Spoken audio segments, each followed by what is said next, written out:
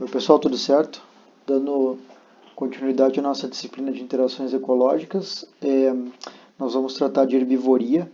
Eu vou fazer um breve resumo para vocês sobre essa interação, chamando a atenção para alguns aspectos importantes que tem nos livros texto, que nós já comentamos, né?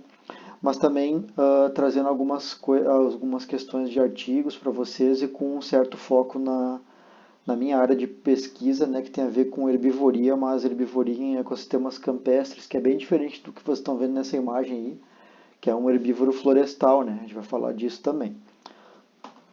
A gente vai ter que falar de herbivoria contextualizando junto com predação, porque vocês vão ver em livros texto que predação e herbivoria são tratados juntos, né? Com algumas diferenças conceituais bem importantes, né? Mas na verdade é toda a relação de obtenção de alimento, que cerca de metade, ou um pouco mais de metade dos animais, né, que existem no planeta todo, eles consomem outros organismos, né, de uma forma ou de outra, né, com predação ou com herbivoria. A gente vai falar um pouquinho disso, mas a gente vai focar nessa aula de hoje em herbivoria e a gente vai ter uma outra aula sobre predação. Meu objetivo também é que as aulas fiquem um pouco menores, né, que a gente não se estenda tanto assim em teoria.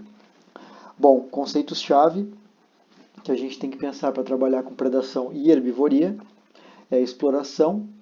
Exploração no sentido de exploração de algum recurso, né? Então lembrem que a gente discutiu o que era recurso na aula anterior, né? E daí a ideia é que para um predador, a presa é um recurso importante, né? Então o predador explora aquele recurso. Para um herbívoro, a planta, a biomassa vegetal de uma ou mais de uma espécie é o recurso dele, né? Para ele, um dos recursos, né? Então ele explora, tem a ver com exploração de recurso, né?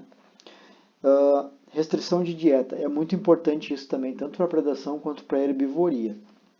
Uma regra geral que vocês vão encontrar nos livros texto de ecologia é que a grande maioria dos predadores são generalistas e a grande maioria dos herbívoros são especialistas. A gente vai falar por que isso de herbívoros serem especialistas. E predadores, vocês têm um certo conhecimento sobre isso, provavelmente mais do que herbivoria, até porque se dá uma ênfase maior, inclusive na mídia, documentários e tal, sempre com predação, né? Predadores são animais maiores, mais carismáticos, digamos assim, né? Que chamam mais a atenção do público. E daí vocês devem saber que predadores, grande parte deles são bastante generalistas, né? E generalistas e especialistas são categorias que vocês já ouviram falar com certeza na carreira e acadêmica de vocês, né? Mas tem a ver com restrição, né? Ser mais generalista é ter menos restrição, né? E ser mais especializado, mais especialista é ter mais restrição. Nesse sentido aqui é de dieta, mas quando a gente falar de polinização, de mutualismos e tal, a gente vai falar a mesma coisa, só que vai ser restrição em outro espectro, né?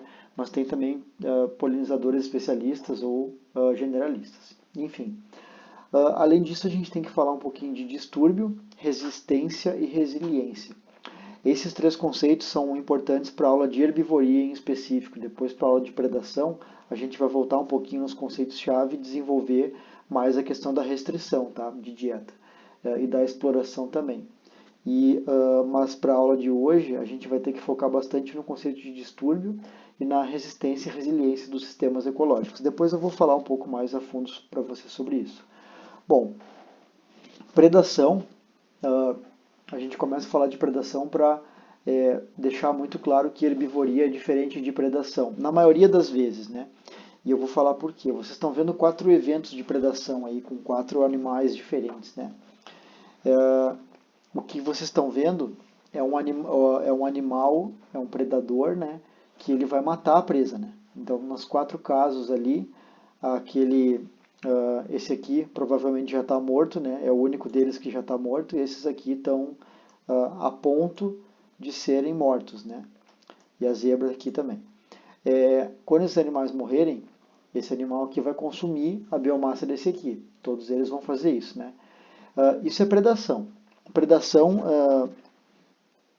tem o professor Bica, ele fala isso, né? Que predação é matar para comer. É uma coisa mais vulgar, mas é exatamente isso. Se a gente decorar assim, a gente nunca mais esquece que predação tem a ver com morte, né?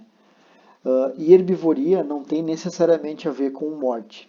A grande diferença de predadores e herbívoros é a semelhança é que eles consomem biomassa de outros organismos vivos, né, para sobreviver. Isso é fundamental a gente estabelecer essa semelhança, por isso que tem algumas semelhanças na ecologia da predação e da herbivoria. Mas a grande diferença é que predação tem a ver com óbito do indivíduo, né, com morte de indivíduos, né, e herbivoria não tem necessariamente, né? Na verdade, a maioria das vezes não. Esse animal aqui, ele tem mais massa, ele é maior do que qualquer um desses quatro aqui. Provavelmente, eu não tenho certeza sobre o urso, mas eu acredito que sim, que tem mais massa que o urso. E esse animal aqui, ele consome exclusivamente biomassa vegetal, né? Quando ele consome biomassa vegetal, o que vocês estão vendo aí é uma pastagem natural, né? Essa pastagem natural, a gente olhando como humanos, né, bem acima do solo em comparação com esse herbívoro, a gente vê, parece que pouca biomassa, né, se a gente compara com uma floresta, por exemplo, né, a diferença de biomassa é brutal. Então, como é que esse organismo consegue consumir biomassa suficiente para ele sobreviver, né? A gente vai falar um pouquinho disso, mas mais importante que isso, é importante que vocês entendam que esse animal, ele não mata indivíduos quando ele está forrageando, né? Quando ele está comendo. Tem um termo em inglês que é graze, né? Graze, que é o termo geral utilizado para herbívoros, né? Então, predadores eles matam, né? O termo é matar, predar, né? Herbívoros eles pastejam ou pastoreiam, também é um verbo que se usa em português, traduzido do graze, que é o verbo em inglês que se usa para isso. Graze, pastorear algum organismo ou um grupo de organismos, né? É remover biomassa sem que haja óbito, sem que haja morte, né? Claro que ocorre em alguns eventos, né? Esse animal pode desenraizar uma planta inteira ali e aí acabar engolindo ela inteira e ele mata o indivíduo. Mas não é a regra, né, pessoal? A regra da herbivoria é remoção de biomassa sem morte. E a gente vai ver que isso tem implicações muito interessantes, né? É importante que a gente lembre que a frugivoria, que o consumo de frutos, né, é um tipo de herbivoria, se a gente for pensar, né? Alguns livros categorizam assim, outros não, porque isso aqui que a gente está vendo, a gente já discutiu isso, né? Possivelmente seja um mutualismo, né? Porque esse organismo está consumindo a biomassa desse fruto e está dando algo em troca, né? Digamos assim, está dispersando, né? Essa planta, como vocês me disseram já em outras aulas. Mas a questão toda é que tem remoção de biomassa sem morte, né, do indivíduo. Então, na verdade, em última análise, um tipo de herbivoria. Mas como tem uma resposta, ou melhor, um benefício muito claro para a planta, que seria a planta sendo herbivorada, essa palavra não existe, mas eu uso ela de vez em quando, né? Porque a gente fala que o animal é predado, a gente podia falar que uma planta é herbivorada também. Essa planta que está sendo consumida, no caso, tem um benefício muito claro, né, e conhecido, que é a dispersão de sementes, né? Só que igual envolve remoção de biomassa. Nesse caso aqui, esse animal esse animal e essa planta aí, eles têm uma relação interessante, porque o correto de classificar isso seria como predação. Esse animal é um granívoro, né? É um psitacídeo, ele é um bicho granívoro, então eles consomem grãos, né? E ao consumir grãos, o aparelho bucal, o bico desse bicho aí, é feito para destruir, né? Destruir o grão. Muito diferente desse bichinho aqui que consome aquele frutinho inteiro, né? Esse animal aqui, ele, na maioria das vezes, né, ele destrói as sementes que ele consome. Se nós pensarmos que uma semente é um organismo vegetal pronto, ou seja, um organismo, um indivíduo já diferente da planta mãe, esse animal está predando, né?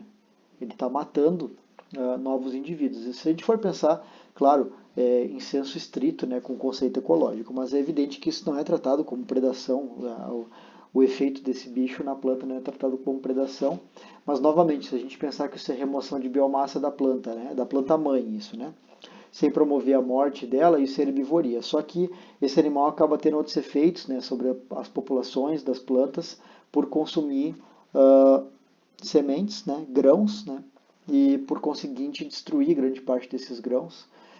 Só que é evidente que como esse consumo é em graminoides, geralmente, né, esses graminoides eles têm populações bem grandes, né, e dependem de outras formas de reprodução que não apenas os frutos e sementes, então é um pouco, é, não é tão violento assim o efeito, né, como seria em outra planta. E aí vocês têm também um exemplo de um primata, né, consumindo fruto, que novamente é remoção de biomassa, né, e raramente os primatas eles provocam morte dos embriões, né, ou inviabilizam sementes, né, melhor dizendo. Então eles são, na verdade, ótimos dispersores de sementes, né, em florestas tropicais, super importantes porque eles consomem frutos grandes, né, que, por exemplo, aves não têm condição de consumir, né, e são dispersores super importantes, né? Mas tem a ver com remoção de biomassa de novo, por isso que eu estou falando para vocês disso em herbivoria, mas é evidente que a relação de um macaco com uma árvore, pelo menos é evidente aí para te levantar essa hipótese, né? É mutualística, né? O animal está promovendo a dispersão de sementes, né? Mas por incrível que pareça, pessoal, a gente sabe muito, muito pouco sobre isso. Muito pouco. E menos ainda se a gente pensar em ecossistemas da nossa região. A gente tem muito pouco conhecimento sobre essas interações que nós assumimos que são mutualísticas, né, de animais consumindo frutos e eles sendo bons dispersores, né, sendo que os trabalhos focados nisso são extremamente raros, né, porque é bem difícil trabalhar com isso. Bom, como eu comentei com vocês, a maioria dos predadores são generalistas, a gente vai falar de predação numa outra aula, mas eu comentei também que a grande maioria dos herbívoros são altamente especializados, são especialistas. Por que se fala isso em termos gerais em ecologia, né? Porque, na verdade, grande parte dos insetos, né, herbívoros, são altamente especializados, né? E a gente sabe que a biodiversidade do mundo inteiro é, em grande parte, composta por artrópodes, né? Então, aqui um exemplo que a maioria das espécies, então, dessas moscas aqui, vejam que aqui é o número de espécies desse grupo de mosca e aqui o número de plantas que elas consomem, né? São organismos que aqui tá chamado de leaf miners, né? Que são organismos que utilizam sucos, né? Sucos não, melhor dizendo, né? Utilizam seiva, né? Das plantas, geralmente das folhas, né? E acabam colocando ovos também nessas plantas e utilizam a planta como habitat e tal, e vivem dentro das folhas, né? E se alimentam desse tecido da folha aí. Então as larvas, né, desses bichos aqui. E daí vejam como é interessante a distribuição do número de espécies em relação ao número de plantas que cada espécie consome. A grande maioria das espécies, 150 espécies, consome uma planta. Só é altamente especializada em uma espécie de planta, né? E vejam que depois a gente já tem uma queda brutal aí para 50, né? Que consomem duas plantas, né? Duas espécies de plantas. E praticamente nenhuma mosca consome mais do que 5 espécies de plantas, né? Tem algumas exceções, alguns outliers aqui de moscas super generalistas, mas que sempre ocorrem em qualquer grupo táxon da natureza, né? Sempre tem os super generalistas, né, e tal. Aqui e aqui um outro exemplo. Mas vejam como a grande maioria consome só uma espécie, né? São altamente especializadas, né? E aí vejam essa curva de distribuição aqui que tem esse formato. A gente vai voltar para curvas parecidas com essas aqui quando a gente estudar redes, quando a gente estudar as interações biológicas como redes complexas, né? Essa figura aqui vem do Ken, daquele livro de Ecologia do Ken, da versão em inglês que eu tenho em PDF. E vejam que legal que esse livro tem alguns desafios, como esse aqui, para os estudantes. Isso é um livro de graduação, né, pessoal? Então a ideia é ter alguns desafios para os alunos e tal. Então vejam que interessante, ele fala para a gente pegar, para a pessoa que está lendo o livro, né, olhar para o gráfico e tentar fazer uma estimativa grosseira do percentual de moscas, de espécies desse grupo de moscas que se alimenta em menos do que 5 plantas hospedeiras. Olhem só que coisa interessante. A ideia é calcular quanto por cento se alimenta em 5 ou menos, né? A gente já está vendo aqui que é a grande maioria, né? Isso aqui essa sugestão aqui de exercício é para depois discutir essa questão dessa curva aqui. Bom, mas a gente está falando de herbivoria, né? Que herbívoros são altamente especializados, como esse daqui. No trabalho que vocês leram para nossa discussão, que é esse trabalho aqui, que é o fogo como um herbívoro global, se a gente considerar que o fogo é um herbívoro, o fogo é um herbívoro altamente generalista. Vejam se vocês concordam comigo. Porque essa área toda que está queimando aqui, está ocorrendo a remoção de biomassa de forma generalizada de toda e qualquer planta que está aqui, né? Então o fogo é altamente generalista. O fogo não seleciona quem ele vai queimar, né? Com algumas exceções, claro, plantas extremamente úmidas, né? De alguns ou locais extremamente úmidos, né? Tem menos tendência a queimar, etc. Mas pensando no ecossistema campestre, que nem esse aqui, um evento de queimada queima parelho ali, né? Todas as espécies, muito diferente do que um herbívoro faria aqui, seja que herbívoro for esse, né? Porque herbívoros sempre selecionam. Herbívoros são altamente seletivos, mesmo os que a gente pensa que não, por exemplo, uma vaca, uma ovelha, né? São seletivos, né? Claro que são seletivos de forma muito diferente de herbívoros florestais, por exemplo, né? Mas são animais seletivos, sim. E por que a gente está falando de fogo aqui, né? Se a gente está falando de herbivoria? Bom, nesse artigo que eu recomendei que vocês lessem, uma das primeiras coisas que é falado é que é complicado incluir fogo em livros texto de ecologia. E realmente vocês não vão encontrar em quase nenhum livro texto que se usa na graduação o fogo como um fator importante definindo padrões ecológicos. E vocês viram naquele artigo que o fogo define sim, né, padrões ecológicos globais de forma super relevante, né? Hoje a gente sabe que vários ecossistemas do mundo são o que são chamados aqui nesse trabalho de ecossistemas inflamáveis, né? Nós vivemos em um aqui no Rio Grande do Sul, inclusive, que são os ecossistemas campestres, né? E o cerrado também é um ecossistema inflamável, grande parte das savanas, né, do mundo são inflamáveis e tal. Bom, tem algumas florestas também que são inflamáveis, né, que são ecossistemas que têm o fogo como um distúrbio recorrente. Tá, mas por que o distúrbio por fogo é comparado com herbivoria e por que se fala do fogo como um herbívoro global, né? Porque se a gente pensar que a herbivoria é remoção de biomassa, como eu falei para vocês até agora há pouco, então a herbivoria, então o fogo, perdão, se encaixa como um herbívoro, porque o fogo ele remove, né? Ele volatiliza a biomassa, na verdade, né? Ele ao invés de, pensando num bovino, por exemplo, né? Uma vaca ela consome biomassa vegetal e converte em proteína animal, basicamente é isso, né? O que o fogo faz? Ele consome a biomassa vegetal e transforma toda ela em carbono, que fica no solo, além de outros nutrientes, né? Ele carboniza a biomassa vegetal e libera tudo que é volátil, né? Sublimado no ar ali. Então, é a remoção de biomassa, né? Muito parecido com herbivoria por qualquer outro animal. É evidente que os impactos são diferentes, principalmente na fauna, né? Se a gente for pensar. Então, a gente não tem tempo, infelizmente, para falar o quanto eu gostaria de fogo e de pastejo, né? E de herbivoria, porque é o que eu trabalho, né? Então eu tenho bastante coisa para falar, mas nós podemos discutir aí nas aulas síncronas depois sobre isso também, se vocês tiverem interesse. Mas o importante que vocês entendam é que os efeitos da herbivoria por animais e do fogo, eles são relativamente semelhantes em termos de seleção de espécies, né? Porque imaginem uma queimada como essa aqui, o que ela faz? Ela remove toda a biomassa aérea das plantas, mas tudo que está abaixo do nível do solo aqui permanece. Tudo não, mas grande parte, né? Então, plantas que têm órgão subterrâneo de reserva, por exemplo, rebrotam logo após o fogo. Espécies que têm uma quantidade grande de diásporas, né? Liberam o diáspora da área fonte lá que cai aqui e acaba germinando também logo após o evento de fogo, que abre a comunidade, né? Espécies de gramíneas como essas toceiras aqui, elas têm uma toceira muito densa que muitas vezes protege a parte interna, as folhas jovens da queimada, e depois ela rebrota, né? Então, várias estratégias, né, que as plantas têm, né?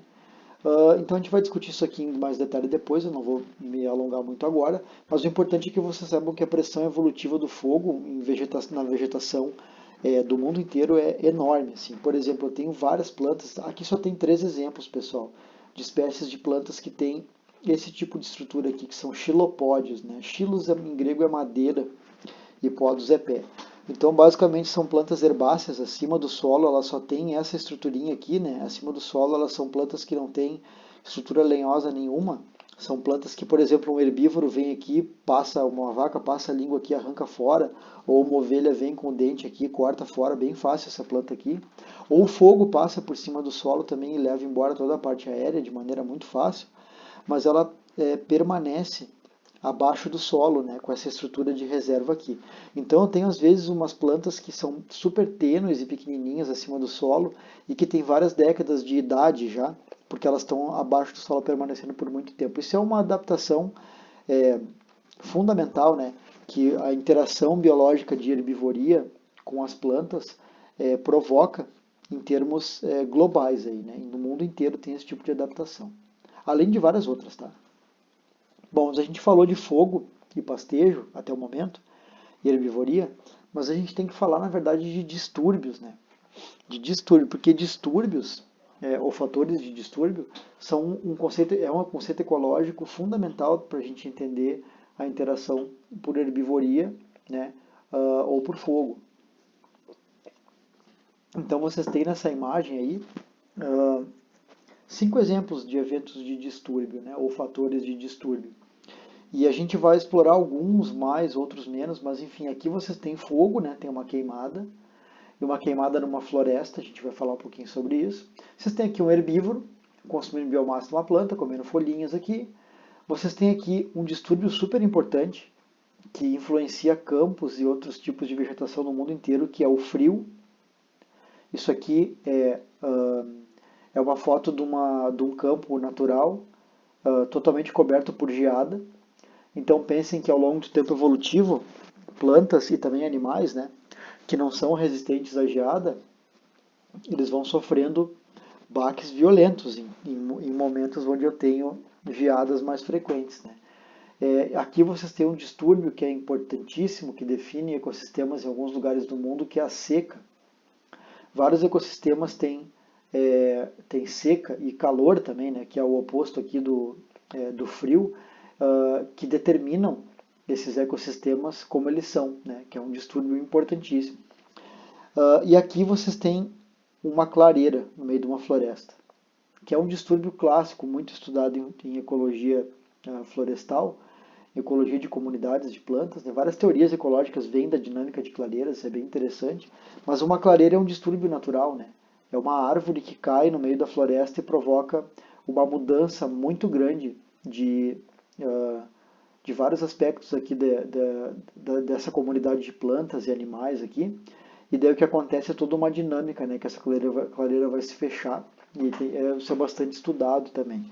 Mas o que são distúrbios, então? Né? Como é que a gente pode conceituar distúrbio? Né? Distúrbio, na verdade, tem definições super complexas, mas a gente pode usar 2 definições bem básicas que tem na literatura, nos livros texto também.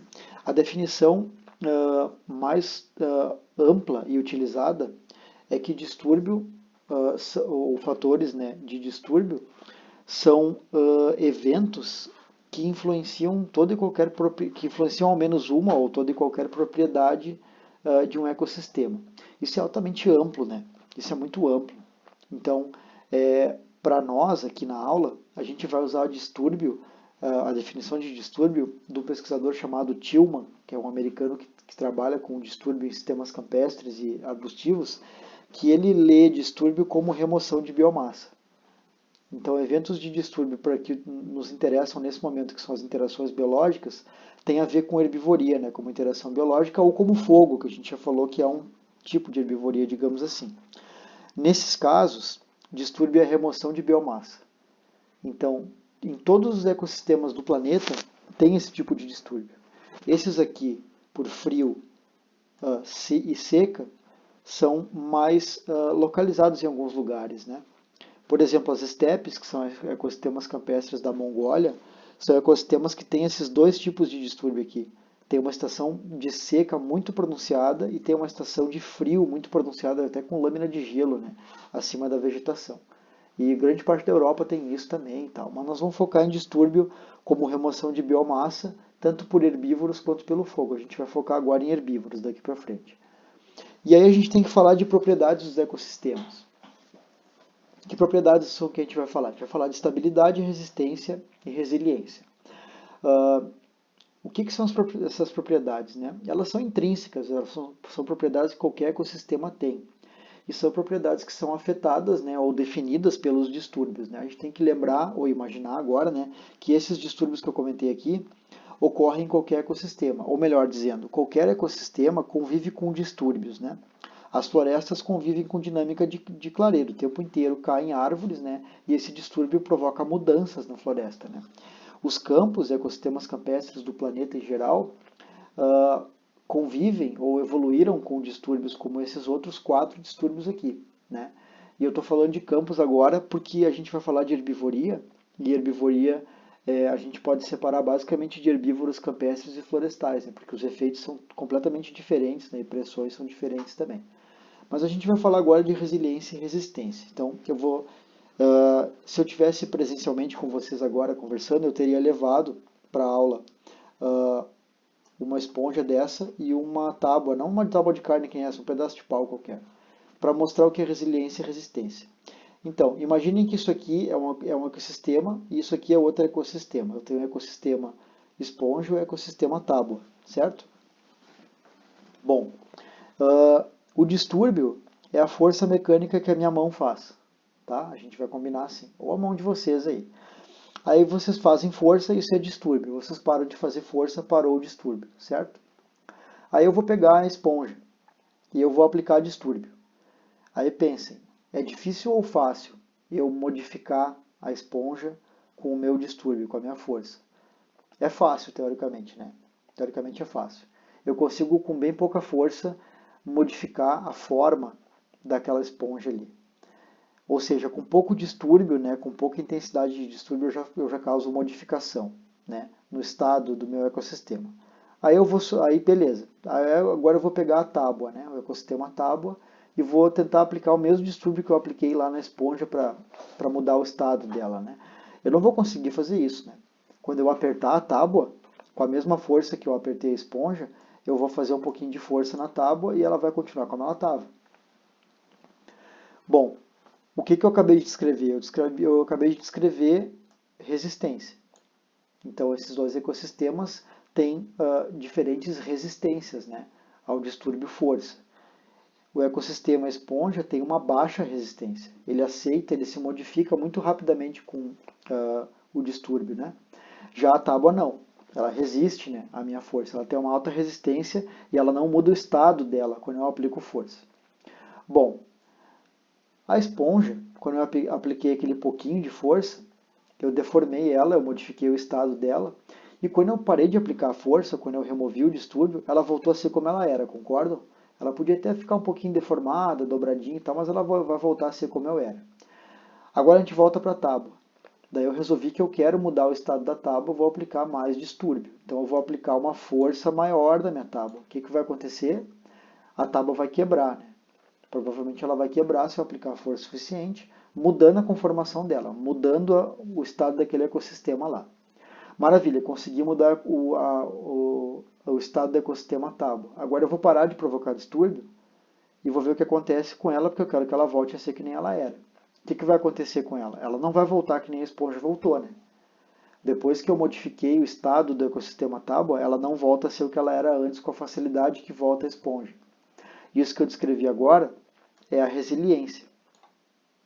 A resiliência é a propriedade do ecossistema ou a capacidade que o ecossistema tem, ou o sistema biológico em geral, tá pessoal? Vamos falar de ecossistema aqui, de voltar ao estado pré-distúrbio. Então, resistência é a capacidade que o ecossistema tem de não se modificar frente ao distúrbio, e a resiliência é a capacidade que ele tem de voltar ao estágio pré-distúrbio. E o que é estabilidade, né? Estabilidade é algo que em ecologia a gente acaba sempre falando de estabilidade como dinâmica. porque isso que eu acabei de fazer, esse distúrbio aqui, provocar esse distúrbio que modificou esse estado desse ecossistema aqui, ele ao longo do tempo vai variar a intensidade do distúrbio, mesma coisa aqui. Então esses dois ecossistemas vão ter estabilidades ou equilíbrios diferentes, né, por conta das diferentes resiliências e resistências que eles têm. Então aqui está conceituado resistência e resiliência, e a gente tem que lembrar que o sistema, o estado de um sistema ou de um ecossistema, ele ao longo do tempo, ele não é uma linha reta, né? Então linhas retas estáveis não existem em biologia, e em ecologia muito menos, né? A ideia é que os sistemas variam com o tempo, né? Variam. E se a gente traçar uma outra linha aqui, mais ou menos saindo daqui, né? Uma linha tracejada assim, fizer isso aqui, a gente vai ver que isso aqui é mais ou menos a média aí, né? Se a gente pegar a variação de estado desse ecossistema, e aqui a parte inferior e o que eu risquei ali em cima a superior. Então essa amplitude aqui, ó, essa amplitude toda aqui, é mais ou menos o que acontece com esse sistema ao longo do tempo, em função da resistência e resiliência que ele tem. Então ele pode resistir à mudança de estado durante muito tempo, até que o estado muda e depois ele tem uma resiliência menor, demora mais para voltar, ou ele pode ter muito pouca resistência e ele muda de estado muito rápido, o tempo inteiro, só que ele consegue voltar novamente ao estado pré-distúrbio muito rápido. Isso, resistência e resiliência vão influenciar esses ciclos aqui, né? Essa estabilidade e essa dinâmica, na verdade, dos sistemas biológicos. Aqui, imaginando que o distúrbio novamente é a força que eu tenho que fazer para mexer essa bolinha, para a direita ou para a esquerda, sistemas com alta resiliência geralmente têm baixa estabilidade, ou seja, eu empurro muito fácil essa bolinha com pouca força e ela se desloca para cá, né? Ela se desloca para cá. Só que daí, portanto, tem baixa estabilidade, né? Um sistema que se mexe facilmente de um estado para outro, né? E daí quando eu solto isso aqui, ele volta também com facilidade, né? Com rapidez, porque ele tem uma alta resiliência. Sistemas que têm uma alta estabilidade ou uma alta resistência, né? Aqui também tem baixa resistência, alta estabilidade que provém de alta resistência, eu tenho que fazer uma força muito, muito, muito maior para conseguir que essa bolinha suba até aqui, né? Para percorrer a mesma mudança de estado que esse aqui percorreu. Então tem uma alta estabilidade, ele vai ficar sempre nessa faixa aqui de variação, enquanto esse aqui vai variar de forma muito mais fácil e maior, né? Por isso a alta estabilidade. Só que essa baixa resiliência tem um certo problema com isso. Qual é o problema? O trade-off, né? É que se eu passar esse sistema para lá desse platôzinho aqui, ele vai cair lá para baixo e ele vai estar em outro sistema aqui, que é esse aqui, né? Agora, para eu voltar desse estado aqui para esse aqui, vai ser muito mais difícil do que eu voltar daqui para cá, né? De um sistema com alta resiliência. Por que eu estou falando tudo isso aqui? Porque é fundamental para entender resiliência, resistência, estabilidade e dinâmica, para entender distúrbio, portanto, para entender herbivoria e fogo também, né, que a gente vai falar bastante quando discutir o artigo. Resiliência e resistência são, portanto, dependentes do sistema ecológico que eu estou trabalhando, mas também são altamente dependentes do distúrbio. Então eu tenho que saber quando eu falo assim, ó, não, esse sistema ele é altamente resistente. Vocês já ouviram falar isso, provavelmente, né? Não, o tal ecossistema tem uma alta resiliência. Tá, mas a resiliência em relação ao quê?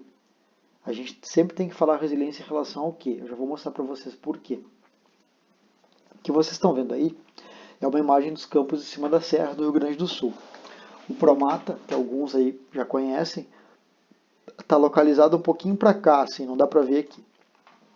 Por que eu botei essa imagem aqui? Para a gente discutir distúrbio por herbivoria, fogo e resiliência e resistência. Vocês estão vendo aqui umas manchinhas queimando, estão vendo? Aqui e lá em cima também tem aqui. Isso são queimadas, né? O pessoal mantém esses campos aqui que são verde clarinho, né, nos campos de Cima da Serra, em vários outros lugares do mundo, né, ocorre manejo com fogo, né, da vegetação herbácea, basicamente para melhorar a qualidade de forragem para o gado, né. Mas esses fogos aí são colocados no campo, né? As queimadas são realizadas no campo. E aqui tem a floresta, estão vendo? Essa parte toda aqui é floresta, né? Seguindo as encostas e ilhas de floresta aqui e tal. E daí o que a pessoa que não conhece o ecossistema local pensa, né? Ou afirma na mesma hora. Nossa, que coisa horrível esse desmatamento, né? Eu tenho aí toda essa área que era floresta, agora está desmatada e tal. A gente sabe que isso não é verdade, né, na nossa região, pelo menos não em todos os lugares, né?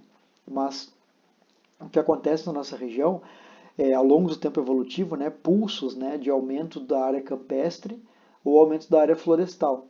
Ou seja, avanço, né, da floresta sobre o campo nessa fronteira aqui, ou avanço do campo sobre a floresta nessa fronteira aqui. Então, é uma dinâmica campo-floresta, né? Porque por isso que a gente conhece na região como mosaicos campo-floresta. O que mantém esses mosaicos basicamente é a herbivoria. E aqui eu estou falando de herbívoros domésticos hoje em dia, né? Mas tem uns trabalhos bem interessantes que a gente vai discutir mais além na disciplina aí, sobre a megafauna de herbívoros que existia na nossa região aqui há bem pouco tempo geologicamente, né?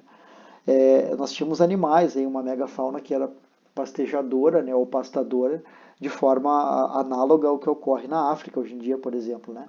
Então esses campos eles evoluíram com um sistema de herbivoria muito diferente do que tem hoje, né? Porque esses animais foram extintos, todos extintos, né? Ali meados do Pleistoceno. Só que o distúrbio pelo fogo continuou até hoje, né? Bom, tanto queimadas feitas pelo homem quanto queimadas naturais. Tá, mas por que a gente vai discutir essa imagem aqui? Porque a gente tem que pensar que eu estou falando de dois distúrbios, né? Herbivoria e fogo, né? Vamos pensar no fogo antes, que é mais intuitivo, e a gente vai discutir também um artigo, vocês já leram, então facilita um pouquinho para entender aqui. Se não leram, de repente dêem uma parada no vídeo e vão ler o artigo lá, que é bem importante ler antes disso, mas enfim. É, eu tenho distúrbio por fogo. Vamos pensar em resistência e resiliência. Qual é o ecossistema desses dois aqui, né? Vamos pegar o ecossistema floresta e vamos pegar o ecossistema campo aqui. Pensando em fogo, quem é mais resistente ao fogo? É o ecossistema campestre ou o ecossistema florestal? Bom, provavelmente é intuitivo para todo mundo, né? A maior resistência aqui é do campo. Não, enganei vocês, né? A maior resistência não é do campo, é da floresta. Tá, por que é da floresta? A maior resistência em relação ao fogo é da floresta, porque a floresta é muito mais úmida. Por que eu fiz essa brincadeira? Porque eu pensava que era intuitivo para as pessoas imaginar que a floresta é mais resistente do que o campo ao fogo, mas em outras edições da disciplina e em outras disciplinas que eu ministro, cursos e tal, quando eu faço essa pergunta, eu tenho visto que a maioria das pessoas, quando está conversando ao vivo, assim, fala automaticamente que a floresta é menos resistente ao fogo. Mas a gente sabe que floresta é um sistema que tem uma alta resistência à queimada. Por quê? Porque a floresta é úmida. Então, um foco de queimada na floresta, pelo menos na nossa região, tá, pessoal? Não estou extrapolando florestas do mundo inteiro, que é muito diferente, né? Muito variável. Mas na nossa região aqui, as florestas são altamente úmidas, né? Então, os focos de incêndio raramente se alastram por uma área grande de floresta como essa daqui. Os campos, em contrapartida, eles são, ou podem ser, né, muito secos, né? Eles têm muita biomassa seca em comparação com a floresta. A floresta, a biomassa seca da floresta, as folhas mortas de uma floresta, são todas depositadas na serrapilheira, no folhiço, que que forma um colchão extremamente úmido, né? No solo da floresta. Nos campos, a biomassa morta ou senescente das folhas fica ereta, grudada nas folhas. Isso aqui torna esse ecossistema altamente inflamável em comparação com a floresta. Então aqui tem muito pouca resistência ao fogo e aqui tem uma alta resistência ao fogo. Beleza, agora pensando em resiliência. Botei fogo no meu campo. Pegou fogo, que nem está lá. Pense no proprietário rural, o cara que queima o campo dele para ter uma melhor qualidade de forragem para os animais dele depois. O que vocês acham que acontece com o campo logo depois que o cara queima? Vocês acham que vai demorar 3 décadas para voltar a ser aquele campo verdinho que ele precisa para o gado? Não, né, pessoal? O pessoal queima com um conhecimento tradicional, que não é o técnico que a gente está estudando aqui na academia, mas eles sabem que quando eles queimam um campo, eles estão queimando para ter biomassa verde daqui a um mês, né? E biomassa em quantidade para ser forrajada por grandes pastadores como uma vaca, né, como gado bovino, em perto de 3 meses, né? Então eles vão ter biomassa acumulada bem rápido e esse ecossistema tem uma resiliência muito, muito grande a distúrbios, né? Então ele volta muito rápido ao estágio pré-distúrbio. Agora imagine uma queimada numa floresta, que nem essa daqui. Quem conhece uma floresta com araucária sabe que uma queimada seria algo devastador numa floresta com araucária. Às vezes acontece, não é uma coisa muito comum na região, mas acontece. E o proprietário rural da região, ele não vai queimar a floresta dele, né? Nem que ele queira fazer com que aquilo seja parte de área de pastagem para ele, porque ele sabe que quando queima um sistema florestal, o que acontece é uma devastação completa que vai demorar várias décadas, né? Às vezes vai demorar centenas de anos para voltar a ser algo parecido com o que era. Então vejam que é uma baixa resiliência em comparação com o campo, né, quando a gente fala do distúrbio pelo fogo. Se a gente falar de herbivoria, a gente tem que de novo pensar que tipo de distúrbio a gente está falando, né? É um herbívoro como uma vaca? Qual é o impacto de uma vaca ou de uma ovelha, de gado, né? No ecossistema campestre e no ecossistema florestal? Bom, no ecossistema campestre é remoção de biomassa, a gente já falou, né, que essas plantas daqui são altamente adaptadas, né, a esse tipo de distúrbio, né? Como são adaptadas ao fogo, são adaptadas também à remoção de biomassa por herbivoria. Tá, mas e na floresta? Bom, a floresta tem uma resistência maior também à herbivoria, por N motivos. Se a gente pensar em herbívoros, sugadores, por exemplo, ou aqueles leaf miners lá que a gente falou, daquelas mosquinhas lá, as plantas florestais têm uma gama muito grande de compostos secundários, etc., várias coisas que servem para evitar, né, ou reduzir, mitigar o impacto da herbivoria desse tipo de animal. E se a gente pensar em animais de maior porte, como bovinos, por exemplo, quando eles entram na floresta, eles obviamente não conseguem forragear nas folhas mais altas, né? Então aí é simplesmente uma evitação, né, que é o termo que se usa, que é avoidance, né, ou avoid em inglês, que é evitar a herbivoria, né? Só que esses animais têm um impacto que ainda é pouco conhecido, mas que a gente sabe que existe na floresta, que é a remoção de plântulas, né? Então eles herbivoram as plântulas, né? E daí, na verdade, o que está acontecendo é predação, né? Eles estão matando indivíduos de plantas, muitas plântulas, muitas vezes, e isso tem um impacto potencial grande na estrutura da floresta. Poucos trabalhos fizeram isso, é uma área bem interessante para quem quiser estudar aí. Então isso é basicamente resiliência e resistência em termos de herbivoria, dessa interação ecológica importantíssima, mas também do fogo, né, quando a gente considera esses dois ecossistemas que tem na nossa região, que é campo e floresta. Bom, mas a herbivoria é muito maior do que o nosso ecossistema local, né? Então eu vou falar para vocês agora, para finalizar a aula, algumas questões mais amplas, né, sobre herbivoria. Por exemplo, as plantas têm muitas defesas em relação à herbivoria. Esse trabalho aqui é um dos trabalhos mais influentes que tem aí, né, dessa área de herbivoria e da defesa de plantas, né, em relação à herbivoria. Esse trabalho tem, sei lá, 2.000 citações, é um trabalho muito, muito interessante. Eu recomendo muito que vocês deem uma lida. Um trabalho já antigo, de 96. Esse trabalho foca em florestas tropicais, né? Herbivoria em florestas tropicais. E é uma revisão assim muito ampla, muito legal de ler sobre como que os organismos, como que as plantas evitam, né, toleram ou se defendem em relação à herbivoria. Isso aqui, pessoal, vale não só para a floresta tropical, mas também para ecossistemas campestres, né, onde as plantas são adaptadas à herbivoria, mas aí, na verdade, o que elas fazem é tolerar. Então, vocês têm que pensar que, em termos de herbivoria, todas as plantas, todas as plantas do planeta, elas sofrem herbivoria, né? Todas elas. Algumas conseguem evitar a herbivoria em níveis incríveis, assim, elas simplesmente são completamente impalatáveis, por exemplo. Elas têm uma quantidade absurda de fibra, de compostos secundários que o animal não consegue comer, né? Outras plantas sofrem muita herbivoria, só que elas evoluíram para tolerar, né? Elas têm mecanismos de tolerância que elas toleram. Elas produzem muita biomassa, por exemplo, muito rápido. Elas têm órgãos subterrâneos que elas sobrevivem mesmo depois de serem herbivoradas, né, por um animal ou queimadas. E tem defesas também, né? Defesas que têm a ver com evitar, mas defesas têm mais a ver com afastar, né, o herbívoro do que evitar que ele coma. Afastar o herbívoro em termos de defesa tem a ver com compostos secundários, tem a ver com sinalização química, tem a ver com espinhos, né? Tem a ver com outras estruturas físicas também, né? Então, um trabalho bem legal, eu recomendo. Esse é um outro trabalho muito interessante sobre herbivoria, de forma mais geral.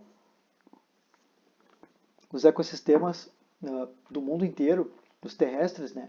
A gente poderia dividir a ecologia em ecologia acima e abaixo do solo, né? Sendo que a gente conhece bem pouco de tudo, mas se a gente comparar acima e abaixo do solo, a gente conhece nada, né? Da ecologia que ocorre abaixo do solo, dos processos, né? Que ocorrem abaixo do solo, entre eles as interações, né?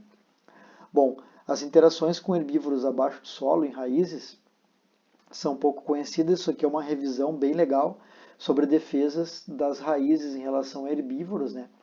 Porque se vocês pensarem, a estrutura acima do solo está muito mais exposta para herbívoros do que a raiz, só que a estrutura acima do solo a gente estuda muito mais, né? Porque é muito mais fácil de estudar.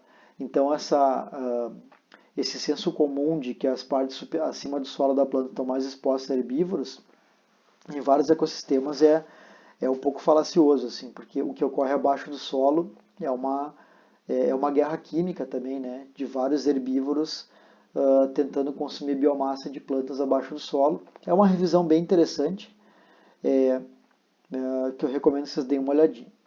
Bom, mas assim, o efeito de um herbívoro, né, a gente já viu que o fogo modela os ecossistemas do mundo inteiro, né, como um grande herbívoro e tal. Mas o herbívoro como o gado bovino, o efeito dele, ou de qualquer outro herbívoro em plantas, né, ele sempre é ruim. Então a gente tem que pensar sobre isso, porque herbivoria, lá naquela da nossa aula anterior, da primeira aula que a gente viu o quadrinho aquele de mais e menos lá, herbivoria está relacionado com ganho, né, na interação par a par, pelo menos, né, por parte do herbívoro, que é óbvio, o herbívoro está consumindo biomassa, ele precisa da planta, do tecido do vegetal para sobreviver, né, é o principal recurso, né, para cumprir o papel dele ecológico na natureza. Mas e a planta, né? A planta perde, teoricamente a planta perde. A gente falou sobre isso várias vezes, né? A herbivoria não é uma relação mutualística, né? É um antagonismo. Bom, mas tem algumas discussões bem interessantes, pessoal, sobre efeitos positivos da herbivoria nas plantas, tá? Em livros-texto, isso aqui é do Ken, da Ecologia do Ken, tem um exemplo clássico, esse trabalho é um trabalho clássico, tá? E que está lá no livro, podem pegar referência no livro, enfim. Mas a ideia era ver o efeito de clipar ou cortar plantas, né, simulando herbivoria, em comparação com plantas que tu não fazia isso. Porque isso aqui, qualquer pessoa que trabalha um pouquinho com jardinagem sabe que quando a gente poda uma planta, ela cresce mais, né? E daí o que esse trabalho fez? Esse trabalho fez um experimento científico com isso, apenas isso. Eles pegaram plantas que eles podaram e plantas que eles não podaram. E aí, isso aqui também, quem já fez alguma coisinha de jardinagem, quem mora em casa sabe, né, que depende da época que a gente poda a planta, né, para ver o efeito que vai ter sobre ela. Por exemplo, isso aqui para nós é inverno, né, mas lá no hemisfério norte isso aqui é o verão, né. Então, quando eles podaram a planta em 12 de julho, que é mais ou menos no início do ciclo que a planta está acumulando mais biomassa, né, está fazendo mais fotossíntese, as plantas que eles podaram nessa época produziram muito mais, foi onde teve a maior produção de frutos, né, de flores, né, e portanto de frutos, né. Quando eles podaram um pouco mais para frente no tempo, já não aconteceu uma produção tão grande, já foi mais perto do controle, mas foi diferente, ainda teve maior produção. Plantas que eles cliparam, que eles cortaram lá no dia 28 de julho, que é menos de um mês depois só, né? Não parece muito, mas o efeito é incrível, né?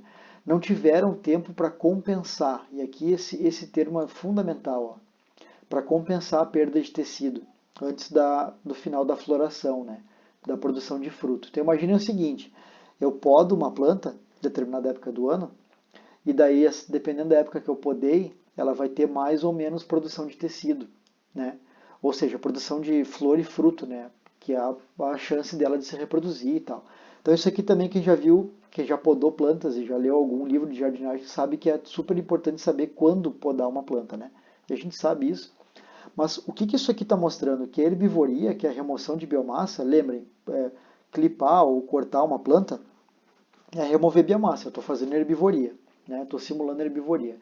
Uma planta que não é herbivorada, que não é cortada, ela produz menos fruto do que uma planta que é cortada, que é podada.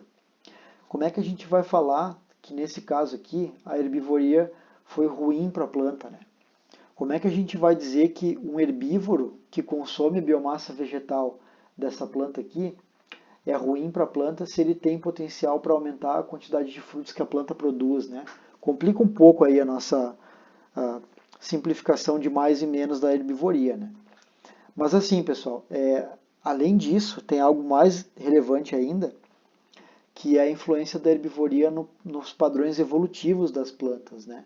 Então esse trabalho aqui é um trabalho que saiu na Science lá em 2012, super influente também. Está em livros textos, se não me engano, está no Ken também, ou no Begon, eu não me lembro agora. Mas como exemplo, né, mais simplificado, claro, eu vou falar dos gráficos originais do artigo aqui. Mas esse trabalho basicamente se perguntou assim, bom, a herbivoria é importante, né, para as plantas, né, evidente que sim, mas a herbivoria tem implicações evolutivas para as plantas? A gente assume que tem, né? A gente assume que tem porque as plantas têm defesas e tal, tem tricomas, tem espinhos, tem várias coisas que têm como objetivo reduzir a herbivoria, mas como é que a gente mostra experimentalmente isso, né? Bom, eles usaram Arabidopsis, né? E daí a ideia, e outras plantas também no trabalho deles, enfim, mas a ideia basicamente foi ver o efeito de insetos fitófagos, né, em várias gerações, né, em várias gerações de plantas aí. Então, vocês vão ler depois a legenda aqui nessa aula, eu vou entender melhor o trabalho, peguem o trabalho para ler, mas basicamente o que vocês têm que saber é assim, ó, é que aqui é o número de gerações, né, e a linha tracejada é o zero, que são as plantas que não têm os afídeos. Ó. Afídeos são aqueles insetinhos fitófagos, né? Então eles têm plantas controle, nas quais não há efeito, obviamente, dos afídeos, né? Em cada uma das gerações, na biomassa da planta. E daí eles vão lá e imaginem que em cada geração das plantas eles vão colocando insetos afídeos e vendo quanto que a planta perde de biomassa. E se vocês observarem esses gráficos, todos eles têm uma tendência de ir do negativo, ou seja, de perder muita biomassa, na direção do zero, de não perder biomassa. Né? Então o zero é onde não tem afídeos, né? Então as plantas não perderam biomassa, obviamente. E naquela direção lá, as plantas a cada geração perdem menos biomassa. Por que isso acontece? Por que se eu pego uma geração de plantas e daí eu boto insetos que são herbívoros na planta, vejo que a planta perdeu biomassa, beleza. Aí eu reproduzo aquela planta, né? Eu gero uma F1 lá, uma nova geração daquela planta, daqui a segunda geração, e coloco os fitófagos de novo. Daí ela perdeu menos biomassa. E eu vou fazendo isso até a quinta geração, e na quinta geração eu tenho diferença significativa para praticamente todos os tratamentos que eles tiveram aqui, com menos perda de biomassa. Ou seja, as plantas estão se adaptando de alguma forma, perdendo menos biomassa para os herbívoros. Né? Como? Como é que elas estão fazendo isso? Bom, uma das explicações é isso aqui, ó, é a densidade de tricomas. Então aqui a densidade de tricomas, você tem em cada geração aqui a densidade de tricomas e aqui a linha escura é o controle.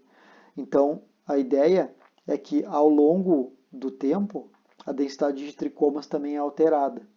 Né? Então vejam que coisa interessante, né? Um herbívoro ele tem potencial para mudar em poucas gerações, né, de uma planta, ele tem potencial para mudar fenótipo da planta. Olha que coisa maluca. E daí eles viram isso nos genótipos também. Isso aqui é a população ancestral, que eles chamaram, né, de todas as plantas, que tinha, basicamente, eu não vou entrar em detalhes aqui, depois leiam um artigo que é bem interessante, mas o que está em cores sólidas aqui são quemotipos 3C, que são, tem o 3C e o 4C. Esses dois tipos de compostos secundários aqui são relacionados à proteção contra a herbivoria. Tá?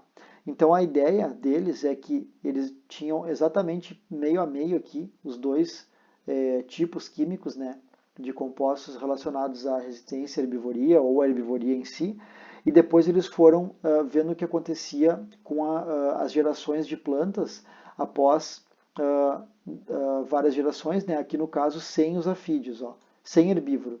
Se não tem herbívoro, o que acontece? Vocês estão vendo que aumentou aqui, ó, os sólidos, né, que era metade, aumentou para quase 2/3 aí, não, na verdade é mais do que eu desenhei ainda, porque vem até aqui, né? Então é perto de 2/3 aí são quimotipos 3C. E daí onde eu tenho os afídeos, né, que daí depende da planta, né? Tem 3 plantas aqui. Nessa planta aqui, por exemplo, eu tenho o contrário, né? Eu tenho 2/3 de quimotipos 4C. Então, a presença de um afídeo mudou a genética dessas plantas em relação à produção de compostos secundários. Então, vejam como a presença de um herbívoro em poucas gerações de uma planta tem potencial para mudar fenótipo, né? Fenótipo no sentido de morfologia, reduzir o quanto que aquela planta perde de biomassa, e tem também potencial para desencadear mudanças genéticas incríveis que mudam o metabolismo secundário, né, em poucas gerações. Então, a herbivoria basicamente define aí, né, a biodiversidade vegetal, uma coisa bem incrível. E nenhum trabalho fez isso com fogo, pessoal. É muito provável que isso aconteça com fogo também. Tá aí uma ideia de estudo para um dia aí quem quiser trabalhar com isso. É algo em aberto e bem interessante de testar. Essa discussão de se herbivoria é ruim ou bom para as plantas, simplificando assim grosseiramente que nem eu fiz agora, foi chamado numa época na literatura de overcompensation aqui, que seria uma ideia que as plantas que sofrem herbivoria mais intensa, por exemplo, acabam compensando a herbivoria, produzindo mais biomassa e tal, etc., né? E a ideia toda foi muito discutida na literatura. Eu coloquei aqui 6 artigos cinco, na verdade, aqui, que discutiram isso na literatura, e um deles que é um super interessante aqui, que é a ecologia das flores plásticas, né? Plástico no sentido de flores que são variáveis, né? Que é a influência da herbivoria também nas flores aí. É bem interessante esse trabalho aqui. Esse trabalho o título dele, dei uma olhadinha na tradução, é a Overcompensation by Plants, daí aqui, a otimização da herbivoria, ou Red Herring, quer dizer, é o nome de um peixe isso aqui, tá? É o nome de um peixe. E a ideia é que isso daqui é uma espécie de piada que foi feita no título, assim, porque esse animal aqui, ou esse termo em inglês aqui, tem a ver com enganar, com criar uma enganação, né? Criar um engodo, chamar atenção para uma coisa que é falsa, né? Então, nesse trabalho aqui, eles criticam duramente a ideia de supercompensação, né, pelas plantas, que não existe essa questão, não existiria, né, a otimização por herbivoria das plantas, né? Mas o que acontece é que isso seria chamando atenção para algo que não existe e tal. Eu não vou entrar em detalhes agora dessa discussão da literatura. Eu acho bem legal, interessante essas discussões que ocorreram na literatura ao longo do tempo e tal. A gente pode discutir melhor em outro momento se vocês quiserem, mas é importante que vocês saibam que isso até hoje é foco de discussão, esse potencial efeito positivo do herbívoro na planta. Sendo que esse autor aqui, se vocês lerem o que eu sublinhei aí em azulzinho, ele fala que esse aumento de taxa de crescimento de biomassa e aumento da produção de semente, que é encontrado em plantas pastejadas ou clipadas ou cortadas, né? Que nem o exemplo que eu falei para vocês, tem tudo que é livro-texto, né? Seria interpretado de forma mais correta como resultado de crescimento em uma ponta de um espectro de recrescimento normal da planta, certo? E não algo como estímulo do herbívoro para crescimento, etc. E principalmente eles falam muito que isso não teria implicação evolutiva, né? As plantas não seriam selecionadas no sentido de conseguir resistir à herbivoria e, ao resistir à herbivoria, se tornar melhores do que outras plantas que não conseguiriam resistir à herbivoria. Melhores em termos de fitness, né? Então é interessante a discussão aí. Tem trabalhos super legais que falam sobre efeitos de predadores, né, em herbívoros também. Então aqui basicamente é um trabalho que mostra que onde não tem espécies de aranha, né? Não tem espécies de aranha, é o branquinho, estão vendo aqui? Onde não tem espécies de aranha é onde eu tenho o menor número de, o que eles chamaram de parasitas em algum momento, não é bem parasita, né? Mas são insetos fitófagos, né? Então é, onde eu tenho a presença de um predador, presença de aranha, reduz um monte a herbivoria. Então, isso é esperado, mas eu já estou dando um spoilerzinho aqui do que a gente vai trabalhar com redes depois também e com a questão toda de influência de predadores nas comunidades, nos ecossistemas, que a gente vai falar na próxima aula com predação. Mas vejam como a presença de um predador reduz a herbivoria potencialmente, né, nas plantas.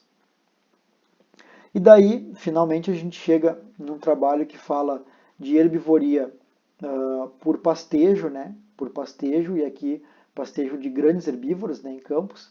E daí esse trabalho é um trabalho clássico, antigo, lá de 88, que perguntou, né, por que algumas comunidades de planta são extremamente sensíveis ao pastejo, né, pelos generalistas, herbívoros generalistas de grande porte, né, como vacas, por exemplo, né, que em comparação com insetos safídeos, por exemplo, são altamente generalistas, né, e outros ecossistemas não são tão sensíveis, né. E eles falaram que um elemento que não se conhecia na época, dos modelos que discutiam isso, é o histórico evolutivo das interações planta-herbívoro. Então, fundamental para a gente saber ou estimar a resistência de um ecossistema inteiro, né, à herbivoria ou ao fogo ou qualquer outro distúrbio, é fundamental levar em conta o histórico evolutivo. E daí tem esses modelos aqui, que é se o histórico evolutivo com um pastejo, né, com animais que pastejam é longo ou curto, e daí eles levam aqui em conta a umidade do ambiente. Por quê? Porque basicamente os ecossistemas que têm pastejo, eles variam de semiáridos a subúmidos, né? Nunca úmidos como a floresta tropical, né? E daí tem os modelos, né? Aqui a intensidade de pastejo no eixo horizontal e a diversidade de plantas, de animais, a diversidade biológica em geral, né? No eixo vertical. Então aqui é a intensidade crescente, né? Do menos aqui para o mais em todos os gráficos e a diversidade crescente do menos para o mais também. Então vejam que em ecossistemas onde eu tenho um longo histórico evolutivo e que são extremamente úmidos, umidade aqui mais também menos, né? E aqui histórico evolutivo mais e menos, eu tenho um pico de diversidade no distúrbio intermediário. Isso aqui é um bug que acontece com o meu mouse por algum motivo, mas enfim. Aqui é o distúrbio intermediário, né? É o pastejo intermediário. O pico de diversidade está aqui.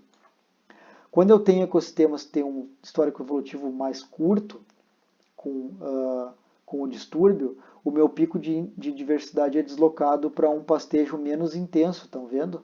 Em comparação com o que tem ali em cima, né?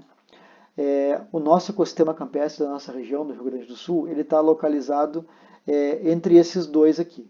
Tá? Ele está em algum lugar no meio do histórico evolutivo entre curto e longo, histórico evolutivo médio, digamos assim, se a gente compara, por exemplo, com a África. Né? Esse trabalho aqui, então, o último que a gente vai falar, o penúltimo, ele lá de 2005, ele desenvolveu ou fez uma síntese, né, depois lá de 88, desse trabalho clássico do Milchunas aqui, e vejam que a ideia toda é, de novo, diversidade, né, e aqui intensidade de pastejo, intensidade de distúrbio, e daí eles falam de histórico longo, mas eles não falam mais de umidade, eles falam de recursos, né, ou de produtividade, sistemas altamente produtivos ou sistemas com baixa produtividade. O nosso ecossistema é altamente produtivo, né, um campestre da nossa região aqui, só que tem um histórico não tão longo assim, mas novamente vejam aqui a ideia de pico de diversidade no distúrbio intermediário, aí, na intensidade de pastejo intermediário. Então os herbívoros promovem diversidade, basicamente é isso. Esses gráficos estão nos dizendo isso. Se eu tenho um ecossistema que evoluiu com distúrbio e eu tenho uma baixa intensidade de pastejo, de distúrbio, é zero, a diversidade está aqui, né? Agora, se eu tenho uma diversidade intermediária, por exemplo, animais pastejando no meu campo lá, a minha diversidade está aqui, ó, é maior, né? é maior. Pessoal, isso aqui é fundamental que vocês entendam que alguns ecossistemas, eles literalmente precisam de distúrbio para ter a diversidade que eles têm, e eles evoluíram com distúrbios ao longo do tempo geológico, e os padrões de comunidades, ecossistemas que nós temos hoje, populações também e tal, são dependentes, são produto dos distúrbios e são dependentes dos distúrbios, né? E entre esses distúrbios, a herbivoria é um dos mais importantes. A última coisa que eu vou mostrar para vocês, tem um trabalho também bem influente lá de 2007, que é a resposta das plantas ao pastejo, uma síntese global. E daí essa síntese global basicamente encontrou que o pastejo ele seleciona determinados grupos de plantas, formas de crescimento de planta, formas de vida. E daí o que a gente tem é, em áreas que têm altamente pastejadas, né, ou com distúrbio por pastejo frequente ao longo do tempo evolutivo, ocorrem plantas que nem essa aqui. Isso aqui, o nome dessa planta é Paspalum, né, o gênero disso aqui é Paspalum.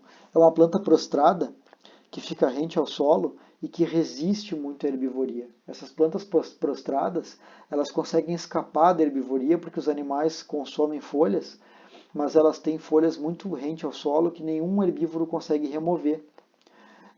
E além disso, elas têm estruturas de crescimento vegetativo como rizomas e estolões, e essas plantas aqui formam esses ecossistemas como resposta à herbivoria. Então a herbivoria basicamente é a força motriz da formação da paisagem dos campos aí no mundo inteiro.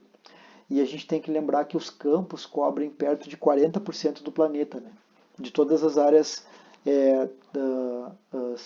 de terra firme, né, do planeta, 40% são ecossistemas campestres, né, ou dominados por sistemas herbáceos arbustivos, né? E esses sistemas são dependentes de herbivoria, de uma interação ecológica fundamental para a gente entender padrões ecológicos aí no mundo inteiro. Certo, pessoal? Então, até a próxima aula. Um abraço para todos e para todas.